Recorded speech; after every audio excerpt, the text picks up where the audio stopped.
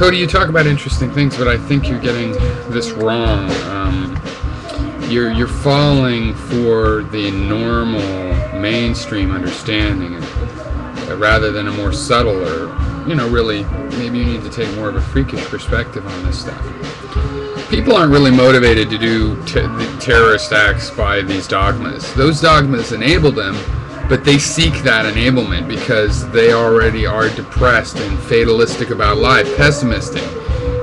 When people act out in this way, regardless of whether they did individually, according to some dogma, or according to some weird manifesto that they've created themselves, like the Unabomber, they have made a decision that life isn't worth living, and they're willing to act on that decision, even on the behalf of other people.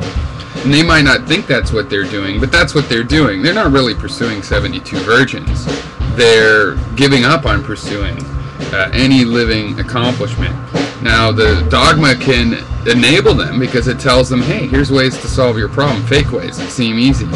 But really, they only accept those ways because they've already given up. They don't want to work hard in a different way. Now, there's also some political motivation for being shocking and getting people's attention. But that's just a part of being suicidal and fatalistic about life. They're acting on that, and people believe, wow, they really did think life sucks that bad.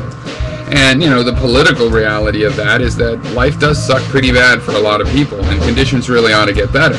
And there's room for us to do that kind of thing and remove the cause of terrorism. Now, once somebody has decided to be, totally destructive and self-destructive to get their aims, I don't think there's any negotiating with them. There's no giving them what they want. It has to be giving their children and grandchildren, or their great-grandniece and nephews, a better world to live in. And you'll find that those people will not seek out a destruction, even if they have sought out a religious dogma.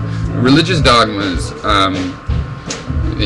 can come and go. The thing is, if people are in a, like some animals don't want to breed or live in captivity, and when a human being gets in that kind of situation, they do go on living, but they become very destructive to the system that they're in.